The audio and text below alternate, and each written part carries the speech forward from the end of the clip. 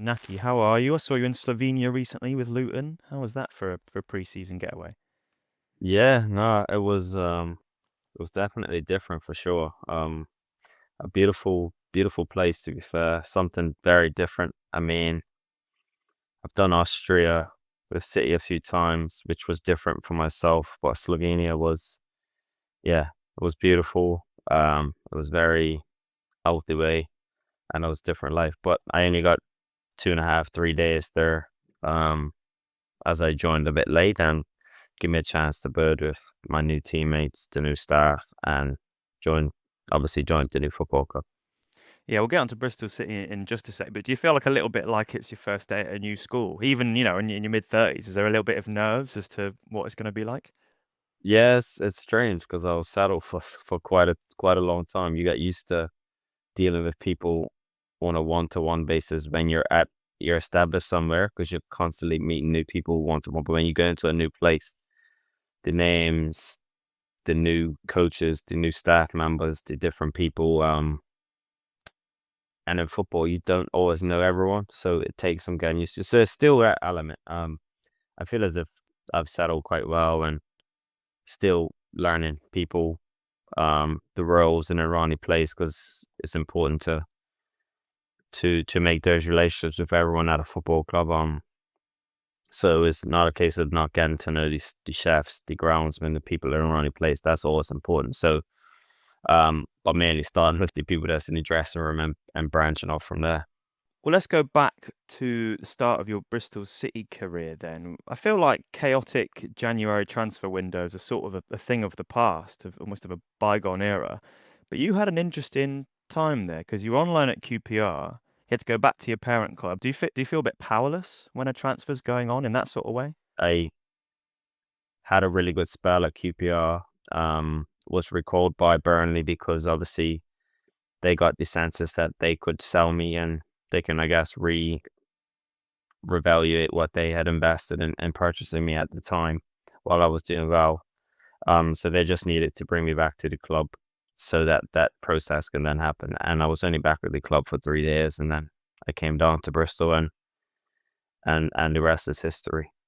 I think one of your first games, if not your first game, was QPR away. I mean, the phrase "you couldn't write it" is overused in football and often wrong, but that must have been an odd experience. Yeah, it was. It was actually. It was strange because I I went over and signed and stayed in the hotel, trained 2 days. I think I had to do like a championship player of the month after like being a day, but basically it was off the basis of doing well in the month of January at QPR. But my family was still in West London, so I went to the hotel which I was staying at when I signed for QPR, which was on the street that I lived, and my family was 2 minutes away. And then I was back. It was almost like it was strange because it was the first game for us. Yeah, I forgot all about that. It happened to be my first appearance 4 days after leaving the club. Yeah, it must be weird because sort of you're still hearing your name chanted in the same stadium, but instead it's sort of a fifth the amount of people that it was before. Yeah, exactly. You go from hearing it everywhere to hearing it in one portion of the stadium, man. To be fair, it was a different atmosphere, it was a different perception because I had always been on the home side, but to be on the away side and obviously immediately switching focus or trying to win because when I joined, our drive was to try and get promoted. Um, and we won that day actually. I think it was 1-0. I can't remember. Maybe it might have been Jeju. Is it Fam's crazy header? Yeah, yeah, yeah. From our school. So you know, immediately it's just head on and like I'm here for one reason, and that's to be successful as a footballer. And yeah, to lead there with the 3 points was great. Obviously, it wasn't a fairy tale ender for me. I come off the bench, I got some minutes, but it was a bit of an onslaught from QPR that day. I remember, and it's just about seeing out the result, and we got it. Yeah, which we did. I think we were 3 points off the top two in mid-February, so that was a few weeks after you joined. So, like you said, we had that bit between our teeth. We knew the target, but then we ended up going on a 9-game winless run. either side of lockdown. Now, we've spoken to players, fans could see it. We've spoken to coaches. We all know that that team, for one reason or another, was susceptible to streaks, both good and bad. But it must have stunned you as a new entry to this squad to go from so close to so far away. Yeah, it was because obviously, truthfully, I was so settled and I was so happy and I was enjoying myself at QPR. I think if you ask any forward who's in a rich vein of form at a great club, um, doing well, do they really want that change? And obviously at the time, it was more of an uncomfortable decision, but a real strategic decision to try and get back to the Premier League because I didn't have a successful opportunity when I was at Burnley. So that was what kind of swayed it. Because like I said, I was settled, I was happy, and I was really enjoying my football. But to come in, it wasn't a fairy tale start for us. We wasn't playing really good football prior to me coming because I obviously watched all the games. I was very much aware that this was something that can happen, and I wanted to kind of know what I was getting myself into. But we was getting results, and we was winning 1-0s, and it wasn't pretty. And in my opinion, sometimes that isn't sustainable. Um, to kind of just grind out those type of results, and sometimes the teams that have all those chances and the percentages, it flips on its head. And I believe that was just something that happened with us. We had a great group. I came into a really good team, some top players, some expensive signings, one being myself and many others. But to get us all into the team and get us all gelling with the pressure and the demands, probably to go and be successful because of um the fact that there was so much money spent. Um, it yeah, it just didn't happen. And then to throw COVID right in the middle of that, and then Lee Johnson's departure was just the nail in the coffin essentially that season, and it didn't transpire like the way I envisioned it, along with a lot of key players, myself included, probably not playing their best football for one reason or another. Do you ever revisit that moment where you went from QPR to Bristol City? You someone who looks back at their career in that way? Um, I did at times and questioned whether it was right or wrong, and at periods in my time at City, I would have questioned whether it was the right thing to do or not. But then at the conclusion of my City career and looking back and think, no, it was it was a great decision because I was able to extend my stay. I've turned a City into a home. I was able to somewhat refine that form that allowed the club to go and bring me in, and you know it wasn't plain sailing. It wasn't perfect. I probably never played my best football consistent enough for various amounts of reasons, but to finish in a much better state than initially, it kind of sits well within me. Nice, that's a lovely answer. Um, let's turn. I know Dean Holden came in after Lee Johnson, but for the most part in your Bristol City career, you played under Nigel Pearson. I feel like Bristol City very quickly were in a totally different phase to the one maybe when you joined. For fans, it appeared a long and tough rebuild, and there was a fair amount of frustration and maybe even impatience from fans in the stands at that time. How did you find it being, right in the center of that team, that squad in that period? Yeah, it was strange because there was windows in which um I considered leaving for football purposes. I mean, not to skip over Dean Holden's part, but he came in and we had a really good start under him, and I was very much optimistic in the next season. Great man, great person. Um, and I really felt like it was right time and a right person for the job. But having been inside the building and went through so many injuries and change and having to play slightly different ways, a lot of what he wanted was he was kind of crippled essentially. I turned to from a central forward to a winger for 3/4 of a season kind of for him, and I just felt like I was the right thing for the team. I think that had a real impact on on me as a player at the club for 2 seasons. But I still played. I was still given plenty of opportunities. I did the best I could. But we struggled that season, and then into the Nigel era. He come in when things were really, really tough, and it didn't kind of stable itself out into the following season because we kind of just trickled over the line again. That season was near enough a write-off. We was playing for nothing. So much players' futures were uncertain. And the amount of injuries to key players didn't allow us to really go in and do anything well. And then, yeah, and then kind of got that restart with Nigel um, that season. And things started to get better. And I would say I thought he'd done a really good job having to manage big cutbacks in budgets, big cutbacks from the COVID effect, big changes in terms of big individuals having to leave and make decisions, bring through some young players who've gone on to do great things within the game, and almost his period was really good. And during his period as well, it started off important, had a period under Semenyo and Andy and Chris Martin's era. They were phenomenal that season. I was limited to 5 starts. I kind of wanted to leave in January. I wasn't allowed to. I had to, stick it out a bit, and then things changed for me at the beginning of the following season. That trio of Martin, Semenyo, and Vyman, people talk about them quite often because of the goals and the moments and the style of play.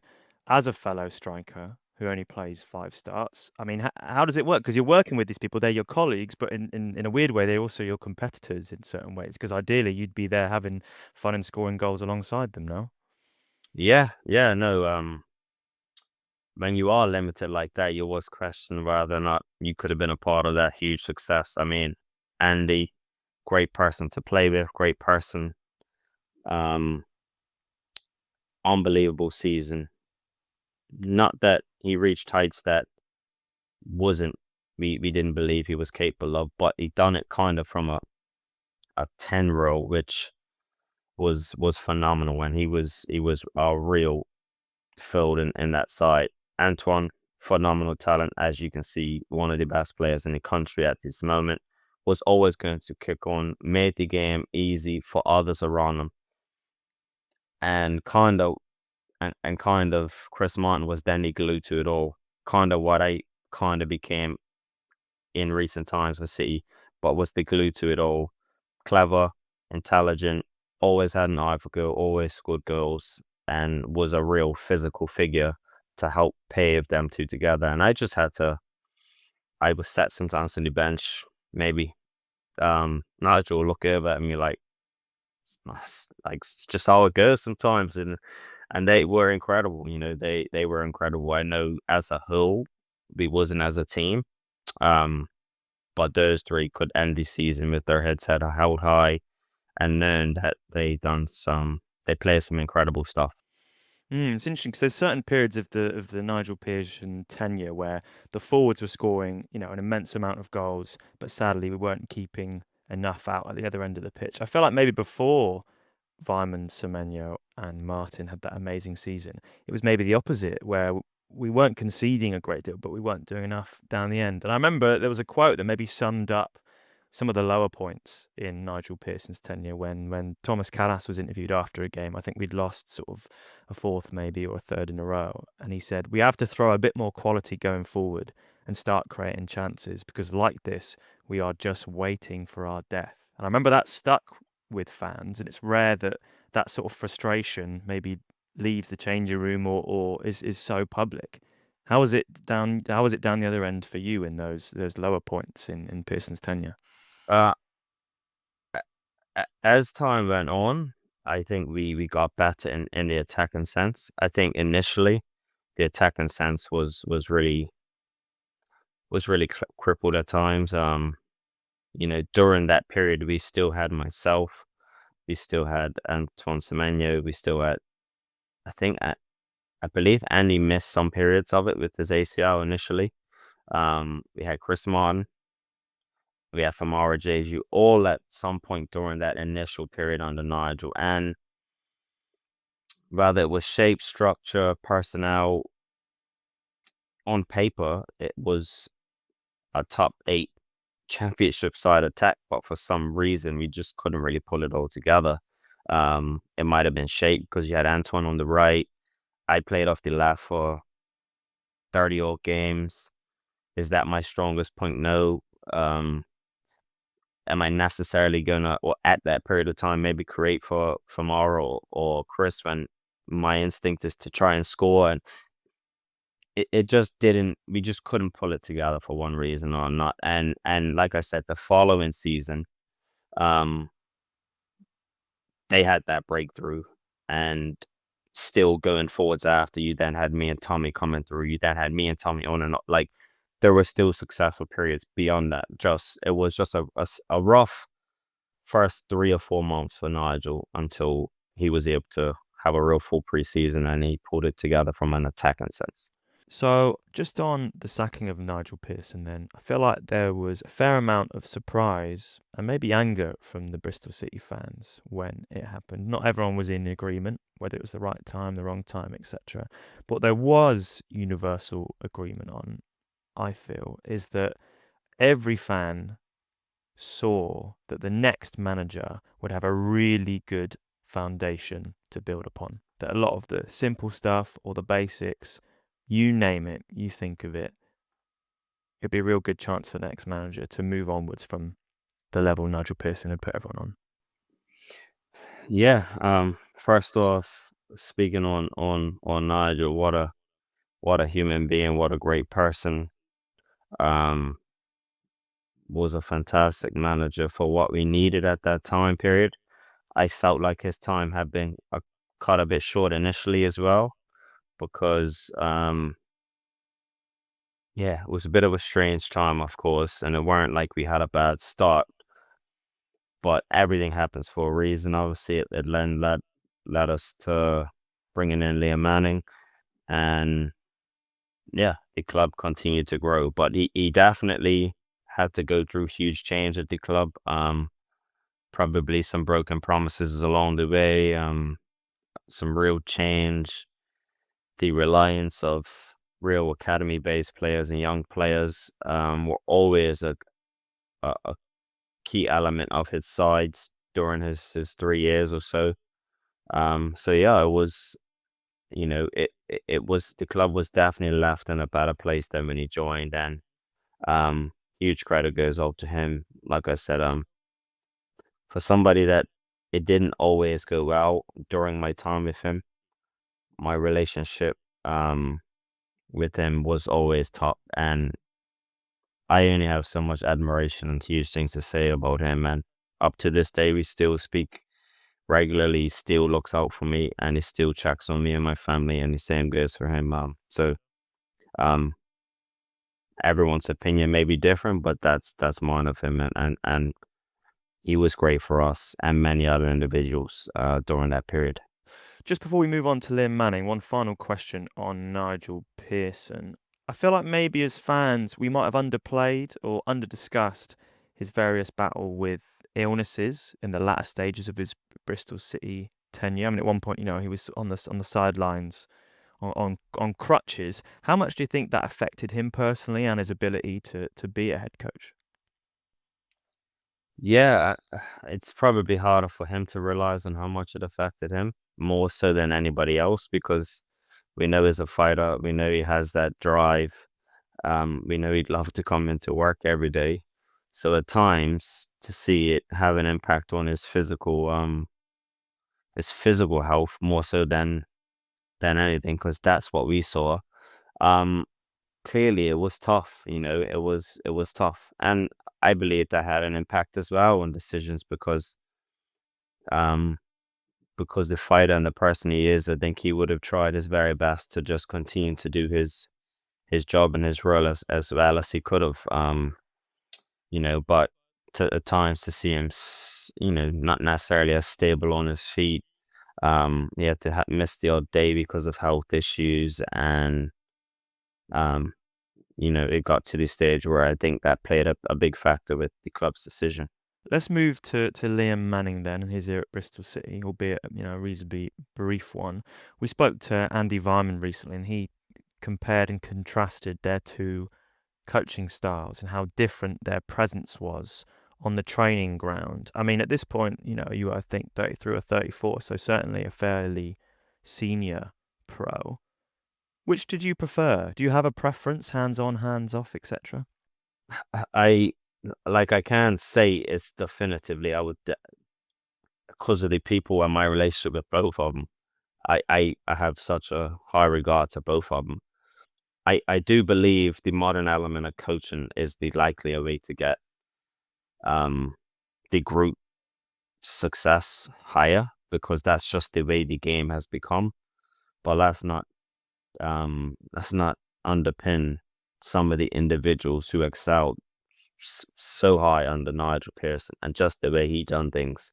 And the modern game is like that. It's very tactical, it's very detailed, it's very structured and driven in one way, and that's the best way of describing how Liam Manning's management and coaching is. He's a head coach, and you aren't going to have any detail missing, or you're not going to kind of go through anything and have any stones unturned, because that's what's done on the training ground.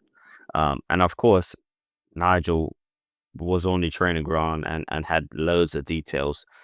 It was kind of each of your own, on what your beliefs were. Some people like to be a lot more freer and didn't feel as if it was as robotic or as structured, which helps some individuals. And then some people need that structure.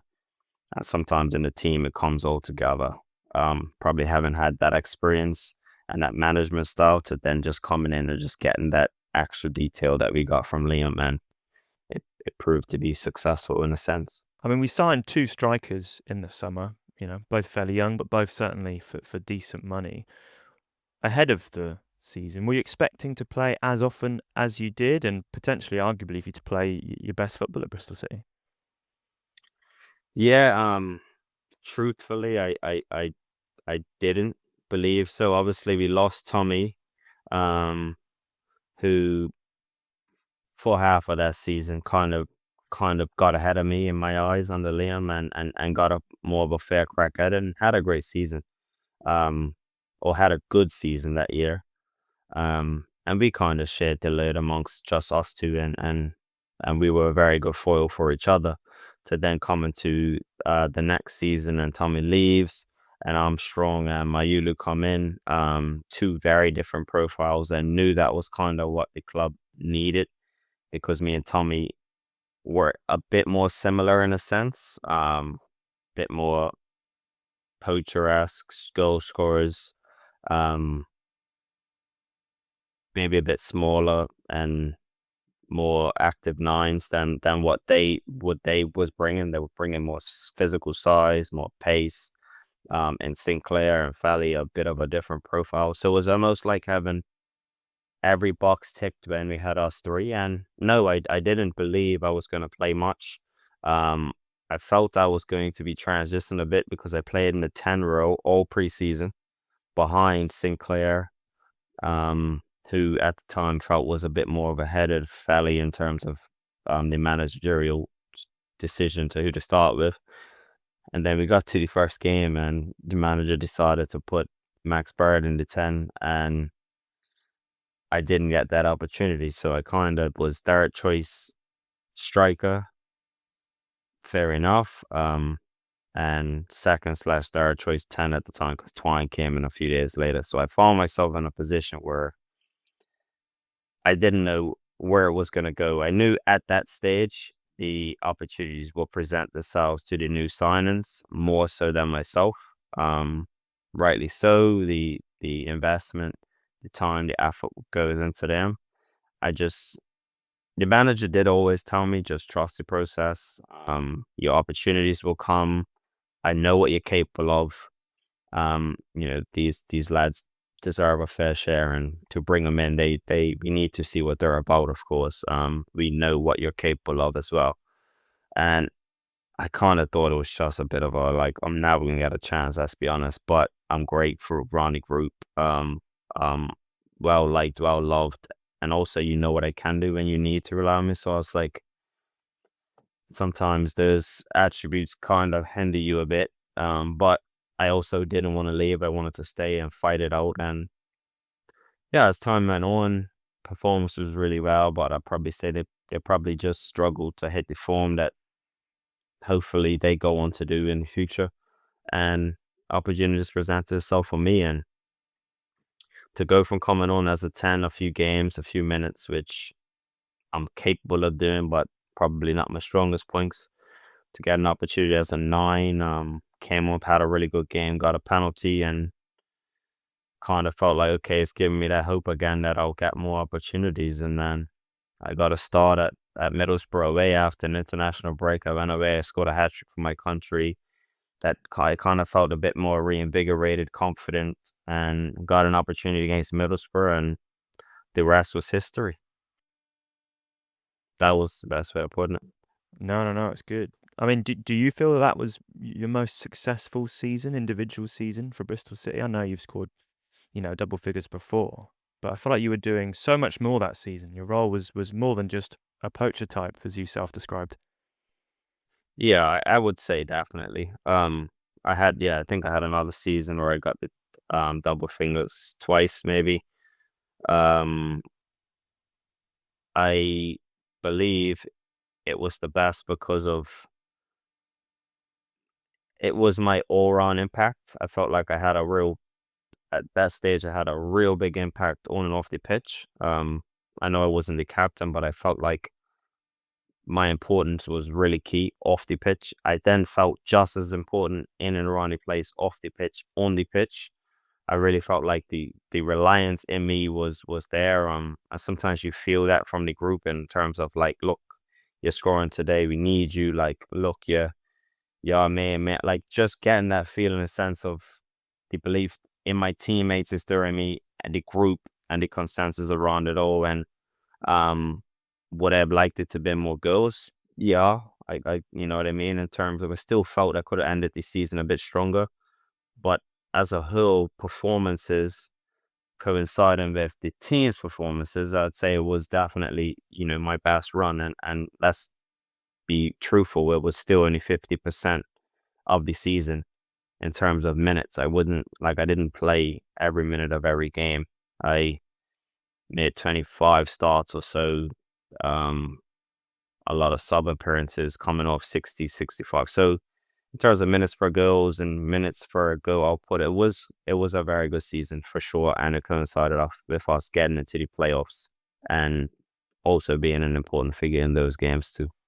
Yeah, I certainly think, if there was a portion of fan base that maybe weren't quite sure what Nahki Wells was bringing to Bristol City rather by that point, they certainly knew by the end of that season, didn't they? I mean, take us to that moment then on the pitch after the full-time whistle against Preston where, we make it into the playoffs the first time in 17 years. Bit of a weird way to make it, right? Huddled round a phone. That's probably not the vision you might have visualized in training or dreamt of the night before. Yeah, it was crazy. It was 100% crazy. It was so much uncertainty at that period. I also think the game with the pressure, the fact that we had a few poor results before that brought other teams right into contention, and knowing it was in our own hands, it was a real pressurized game. We didn't perform anywhere near our best stuff for the first 45 minutes, found ourselves behind, started off poorly in the second half, and then just, I think maybe that just helped us feel like, well, fuck it, let's go for it. You know what I mean? Like, we're 2-0 down. That probably still can get us into the playoffs. But if somebody else does what they have to do, we're shut our luck. We have to go all guns blazing, and we performed better in the second half. And like I said, that pressure almost felt like it was off us. And being a young group, lack of experience, somewhat lack of experience in the management department as well, because the gaff was a young manager, so it's learning every day. Um, it's the group says we can't get this far and just fuck shit the bed in a sense. Let's go for it. And Yeah, we performed really well in the second half. We got back into 2-2, and that ended up being enough. So yeah, it was a really mad end to the season. And then standing around the phone, Blackburn's game was still going on. It was still within their hands that a draw wasn't enough, but at the time it was. And waiting on them and hearing they would, Sheffield was down to 10 men. So I'm thinking, whoa, thinking shit like, are they backs against it? What, like, you just don't know what's going on. And then you just got like a bit of a noise while there was in the crowd or for someone holding your phone. It might have been Zach, and then we just all such it would have been mad if it was a mistake. Because the whole crowd, the whole stadium erupted and it just went crazy. And then yeah, it was one of my high moments in my footballing career for sure. It was a very different moment, but it was like that's what we get up and we grind for every day for moments like that. And I know that wasn't a real success, but for that group, it was a stepping stone and it was a taste of what we'd hoped would have been on to be this season. Beautiful words there, Naki. It was a funny moment for me actually. Behind the goal in the stands, one of my friends had it on his phone, was playing it on his phone, and everyone was sort of looking around. Everyone's streams were at different seconds, right? Some were ahead, some behind. And then the stream cut out, and all 10 of us around the phone went, "Oh, fuck." And that meant that 50 people then looked over and thought that Blackburn had scored. So everyone's going, "Oh, no, I think Blackburn have scored." And we had to be like, "No, no, it's all right. It's just the phone died. We're okay. We're Yeah, doing you'd okay." have lads would have been fuming at you to just took it on you like it was your fault. Yeah, I'm not. Well, I've been a bad luck charm before. We'll talk about that. I mean, you mentioned that a fair few of the squad were quite young in that moment, and a fair few of that squad maybe were new to what it meant to get in the playoffs or what that chase meant. But a fair amount of that squad were new to Bristol City, and yes, it was exciting for them and people that had joined that season or the season before. What a moment for them in their careers. But for you No, and for some other sure. players like Zach Vine, I'm thinking of Max O'Leary. You can add others in your head, I'm sure. You were at Bristol City for 5 years at that point, nearly 5.5 years. It's a different sort of culmination of events for you compared to the people that had joined more recently. No, Yeah, yeah, exactly. It was relatively new to a lot of the group, and um, they would have felt like, yeah, well, I've just joined, and now we're going on to do so much amazing things, and I'm like, shit, the struggle's been real for the last 5 years together. You guys don't know what it's like to go through it, but it, I'd say myself, Zach, Max, it would have felt a lot more special to us having learned it was never plain sailing. It was some tough times where all of us probably felt like we were out the door, that we were back in. Um, but it was a beautiful moment and one that I think would allow the lads to build from in their careers going forward, having understood what it took to get into the playoffs, that consistency element, um, beating teams around you, um, key moments in the season, having to do it and go again. Like y- it wouldn't be foreign to them now because they will have done it and experienced that. So they will all be and the defeat and in the manner of the defeat to then Sheffield. So it's so much elements that will pave that group to be much better off from than having not experienced it. just briefly on the manner of the playoff semi-finals themselves, it seemed strange that this slow crescendo to the playoffs, this slow momentum that came, it built up over 46 games. It felt like a lot of fans maybe didn't expect it to happen until quite late on into the season. For it to sort of for the balloon to be popped, let's say within 45 minutes, not that the tie was over after 45 minutes, but on one refereeing decision, on one moment, one red card. What does a changing room look like at half time and full time when this beautiful crescendo of momentum is popped in a matter of seconds? Yeah, yeah, it's a mad one. To get to the 44th minute and having been on the pitch, I know what it felt like. Sheffield caused us problems because they have some very good players and they had threats that no team can potentially deal with. But having been out there, it felt like we were in control, not necessarily having created 50 odd chances. We hit the ball. We had our chances. I felt like we got the press right. I felt like we controlled the ball in possession. We gave away a few chances, rightly so.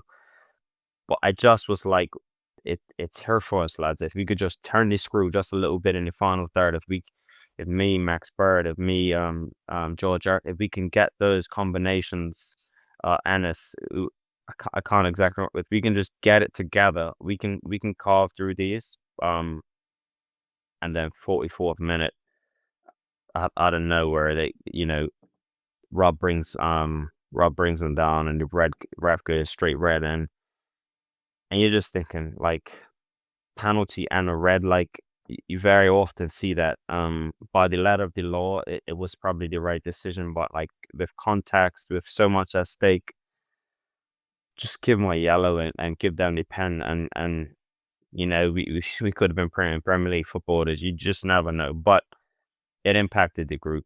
I went into the change room 30 seconds later. I come off for Sinclair, who the gaffer probably thought was a better outlet, a better threat, pace, power, and we just never got going.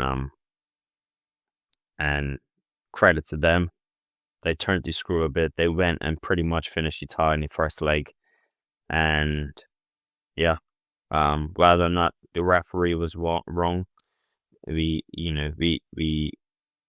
everything we worked hard for was almost just felt like it was snatched away from us from one poor decision from player and referee. Is it a bit of a weird? It must have been a strange environment on the training ground and around the stadium, right? Because you've had this amazing success of making it into the playoffs, and I guess you have to do a job in your brain of separating the two in some ways. That okay, this has been a really successful, but also what an awful way to be removed almost from the playoffs.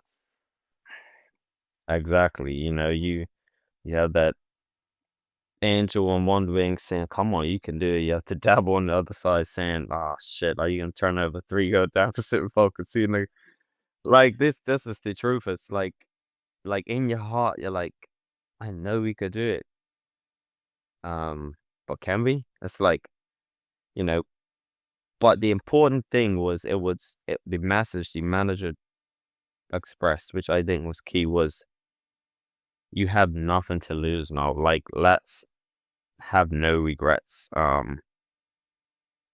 else can you approach that type of scenario? Because only top players get that in aggregate games in Champions League, etc. Before that doesn't really. So it's hard to really know what that's like for us championship based players who haven't been in that situation. So we went away and we just told ourselves that it is possible. That it's no small feat, but just have no regrets. Just have no regrets. And we started off really well in that leg. We just, as you could feel it, like every minute going by, you could almost see the body language and everyone. The hope just kind of draining out minute by minute. And I think if we could have got an early one, you just would have never known. But it was, it was no small feat. And as you know, they're a good side. They turned the screw on us. They piled the pressure. They nicked a goal, and essentially it was, it was a 6-0 over the tie. But that was the tie done, unfortunately. Yeah, no, I remember being that away end, and it was sort of if we're on top, if we get a goal now, you never know. Yeah, yeah, and that was the message. You talked about how this experience of beating teams around us, make it into the playoffs, even the manner in which Bristol City were knocked out, that whole experience could help players to kick on again next season. I think most fans probably thought the same. Were you expecting Liam Manning to be a part of that? I was. I, I wouldn't have expected anything else. I just think for us to go from 11th to 6th, um, I just would have assumed the logical thing would have been to continue to grow, continue to build. Now, there's my perception as a player, and there's their owners, and there's then a manager's perspective, and there's the variables around it. That wasn't meant to be, but it was a little bit of a strange feeling at the end of the season, for sure. Like a lot of uncertainty. One, my future was uncertain. Two, there was grumbles around whether or not the gaffer would stay, and it was overnight. So we didn't plan because we planned to try and get to the final, and then the next thing you know, everyone's coming in to have short meetings and kind of see you in preseason type of thing. But there's still uncertainty with players. I think only my contract was one of the only few, but that was how I felt. I was like, "Am I going to be back? Are you going to be here? What's going on?" And it was just very strange. One that I didn't enjoy one bit because it was just very uncertain. I feel like, football fans maybe think of football players of having lots of power in their lives. They control lots of things get done for them. But in that moment, it must all snap away now when you realise I actually don't know where I'm going to be working next year. It's a rare experience for anyone, let alone an athlete. Trust me, and that was the first time I had experienced that since being released from Carlisle in 2011, my first contract, and rightly so. I was deserving of that. But to finish the season in that manner, to have played so well, done so well, it just be snatched away from us just like that. Because you always plan for the fairy tale ending. Like, you're not thinking if we're gonna. You're always trying to think positively. Oh, let's get to Wembley. Let's get to Vegas. Let's win. Let's. These are the things that's driving you. You're not thinking of tomorrow's our last day, or um, we're gonna go and lose 6-0 over too late. Like, you're kind of you're never as present as players, and you're a bit more optimistic than the other side. And for it just to go like that, it's just like shit. Like, yeah, am I gonna be like, who's gonna call me? Like, what's going on with me? Like, are you gonna be here, Gaffer? Like what's going on? But I can't answer that. He can't answer that. Like, the owners, it's very uncertain, and there's so many elements of football that are so fairy tale esque, and then there's so many elements of it that make it why we are who we are from the lucrative perspective, which is the financial, which everyone sees, but it's the uncertainty around our families. It's geographical. It's so many different things that isn't always as plain sailing as it looks when you turn out and see everyone smiling and celebrating when you win and you score a goal, and it's all fairy tale. Yeah, nice words. I mean, I won't ask you to take us into the nitty-gritty of the decision of you moving on from Bristol City, but do you remember how you felt when it finally was decided or confirmed? Yeah, I mean the narrative around, because I do find it kind of think it is important just to touch base on that. I know you haven't, but the narrative around it is just that we, myself and the club just didn't come to an agreement. Like, I left that season assuming that I would be a Bristol City player, um, for at least another season. Um, one in which I obviously felt that Liam would have stayed around. There was uncertainty with his situation, and then yeah, I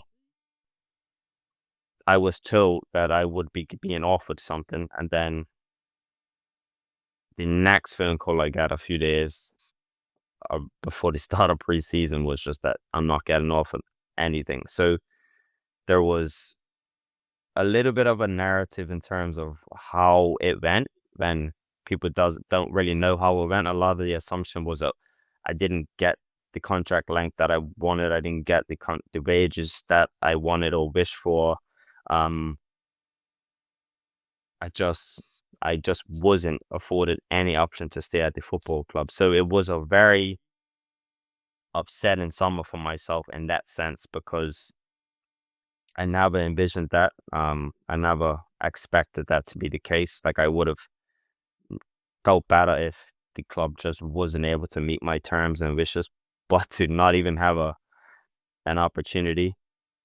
I understand why now, because the manager's gone, the new manager in, they may just have wanted to, but to not have been afforded an opportunity to stay at the club in any degree was one that was like being stabbed in the heart, and it's just yeah, it's a shame. I think it's worked out now as a whole because I've gone on signed for a very good football club. I mean, from that point on, it becomes very complex because you're like, "Well, shit, I'm definitely leaving the football club. I'm definitely not going to be here." And it's just like, is it really over just like that? I mean, players leave clubs knowing they're leaving clubs. I left the club kind of believing I won't be leaving the club, if that makes sense. Like it was no way that I felt like I was just not going to be afforded an opportunity to still stay at the club, and that was just how it went. It's yeah, it was a bit crazy, but yeah. Before getting into too much details, that was the be all and end all. I was told I would be offered something from a certain individual at the football club to then not hear from them for 6 weeks. The manager change, a new manager comes in. As soon as he's announced, I get the call that yeah, I'm not needed, and he and they want to go a different route. So yeah. Wow. Wow, I can't imagine what pain that would have caused you, especially having been at Bristol City for, half a decade or so. I mean, we see it quite often when fans know they're leaving a club. Either they know in advance of the final game that their contract's running out, or they're aware of a bid coming in. They get a chance to at least have a non-verbal moment with the fans. Clap and wave, whatever else. You obviously didn't get that, and to have been there for half a decade, that must have hurt a fair bit. And there'll be fans listening who will be, sort of wondering what sort of feelings, what sort of message, what sort of things you want to get across to that fan base that ultimately didn't have a chance to say goodbye, albeit in a, a small gesture of a way. Yeah, I mean, like you said, it was the context of it all in terms of how the playoff went. It was an away game. Um, I s- I still was very much optimistic. I knew that there was a chance that I wouldn't be at the club because you don't just allow somebody to get to that stage if you value them to that extent as well. So I knew in a sense that I was kind of somewhat being undervalued. I just took it as age, etc., and tried to, oversee it all and be a bit more positive. But then for it just to all go the way it went, it was so much of it was taken out of my control. But that's football, that's life. Um, there's still no ill will. I'm still super, super grateful for the football club, the opportunity that it gave me and my family, the city, the supporters. Um, that's our home now. Bristol is our home. My kids know Bristol. My kids will live in Bristol until we leave, if we ever leave. So like, there's so much to be grateful for in that. And I can't let the way things ended and the fact that as an experienced player, and you've seen these things happen to other people, that you can't let that then kind of cloud your judgment of people. Extremely grateful for everybody. And for somebody who was an expensive purchase, who didn't always perform as well as well, for sure didn't perform as well as I'm capable of more regularly, to then have always been loved and supported while I was at the club. I'm just forever grateful. And the city supporters, everyone in and around that football club, I have so much love and admiration for, and I'm super, super grateful. I got the chance to speak to John, the chairman, recently. I gave him a call because I felt it was only right. Um, Not having had that chance to just thank them all. And yeah, I guess I have some more opportunities to express my great gratitude and gratefulness to the fans through moments like this and through other ways because it's just how it ended. And it doesn't always have to be fairy tale because there's still so much more life to me in football, and it goes to show. But um small opportunities like this gives me a platform to thank everyone and the support I'm had. I'm gonna be so wishful and so grateful to my former teammates, my former staff members, and everyone going forward. And look, I've got some friends and relationships which I'll have for a lifetime that I'm forever grateful for. And like I said, Bristol is home. That club is like my club, so I'll be down at the gate as much as I can.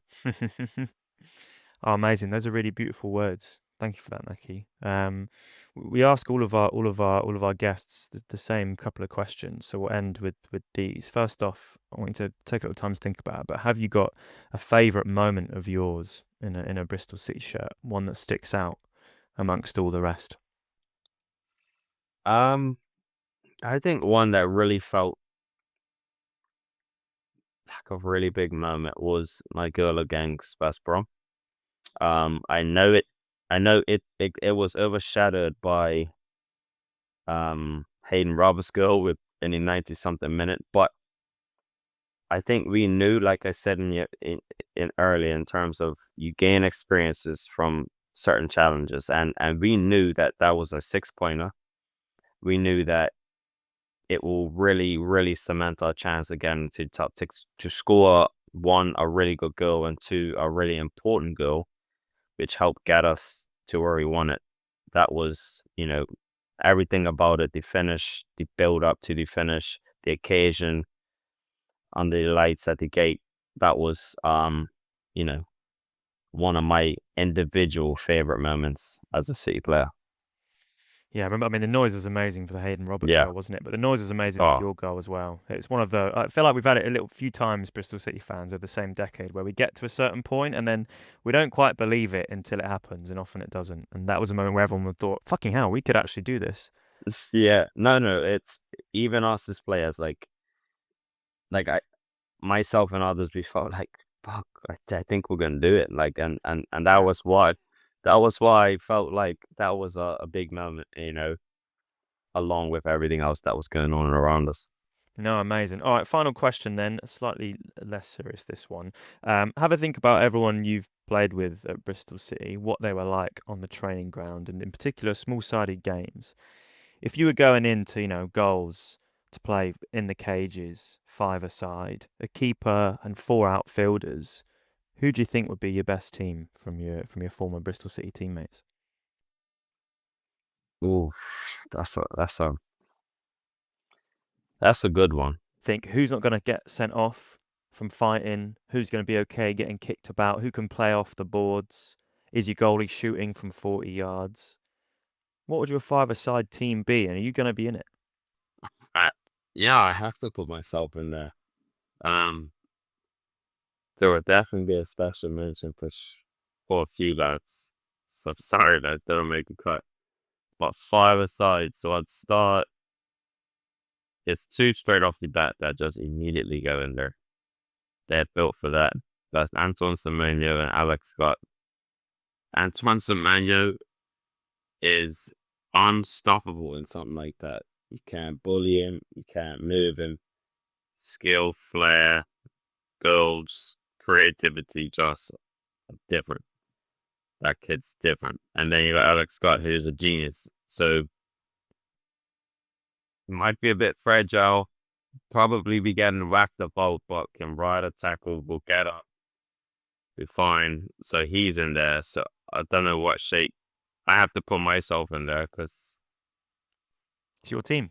oh, yeah, back myself always, always. And I'm being honest with you. If I'm playing with these lads, huge success for me. So me, Antoine, Alex, I need a good defender in there.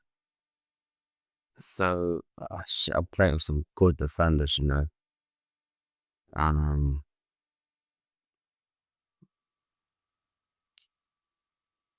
Cages, good defenders. I can shout some names at you if you need. Yeah, I'm gonna go Cal Naismith, absolute baller. He'd be crying if I didn't say his name.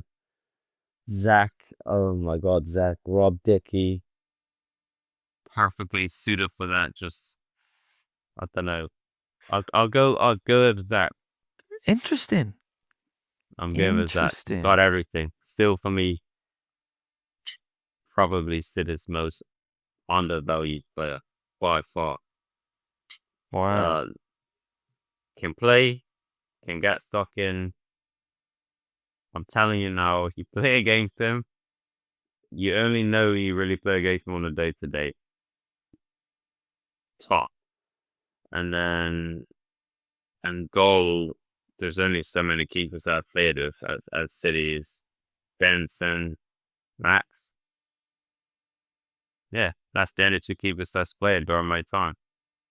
So I would love both of them. The bit's been very good, both of them. I'll just lean towards Benz because I think a bit more experience. We know his best attributes, shot stop, and Max is fantastic with his feet, perfect. It's a flip up between all of them. I think they're both great keepers. I have so much admiration for both of them, but just on the bench, Zach, Anton, Alex, and me just tapping in about 4,000 tappings off the back of their creativity. You became more than a poacher at the end of your Bristol City career, but five-a-side, you just gonna stand up there and tap them in. The good thing is, I'm always 10 yards from the goal, so it's just, yeah, it's just what you call absolute masterclass. You're made for it. Well, you never know if they bring it. If I don't know, I don't watch that fucking baller league, but I mean, if don't bring it five-a-side in too comes late. up. Shit, don't wait till I'm 40 to bring that up, but that's five right now. Cause some serious problem. I like it as well. I think also no one wears shin Special pads at mention five. to Andy. Special mention to Casey Palmer. Special mention to Jason Knight. Oh, the list goes on. I feel like Jada Silva would be a half decent defender at fives. Ah, sick. One of the worst players to play against in that because he's a little shit. Grabbing, pulling, small, strong, low center of gravity, absolute silky. Shit. Yeah. It's so many that can go in there. But like I said, it was two that there was a non-negotiable, and that's Alex and there and obviously by myself in it. So it's not much space left. Yeah, sorry, three non-negotiables. Yeah, three non-negotiables. Yeah, three. That's shit. Tommy Conway, absolute bags in the ball. Could be up there, but sorry, Tommy, you just It's your team. You're paying the subs. You're organising the WhatsApp groups. You got to put yourself in. Well, you never met your sub exactly. there you go. Slightly jovial way to end, but a good one nonetheless. It always gets people thinking that question. Nah, Thank you for very sure. much. Really mean it sincerely. That was brilliant to hear your memories from nearly half a decade of ups and downs at Bristol City. Very sad, like the rest of the fan base, that we didn't. A lot of people didn't have to, people didn't get to get. People didn't have the chance to have a physical goodbye on the pitch and around Ashton Gate. But rest assured, when Bristol City fans see you in the street or have a chance to have a quiet word to the side of things, people are going to want to reminisce just like you did then, and they're going to want to say goodbyes, well dones, and whatever. So thank you very much for coming on, and thank you very much for sharing your message to us all. Not a problem. I appreciate you and the opportunity and the platform, and again, thank you to all the support. Not just to myself, to my family, and it's been amazing. It's been amazing, but there's so much more to life after it. I'll still be back in the city. I'll still be back at the gate. I'll still be supporting the team, and hopefully, I'll get another chance to play against it. And do what I do best.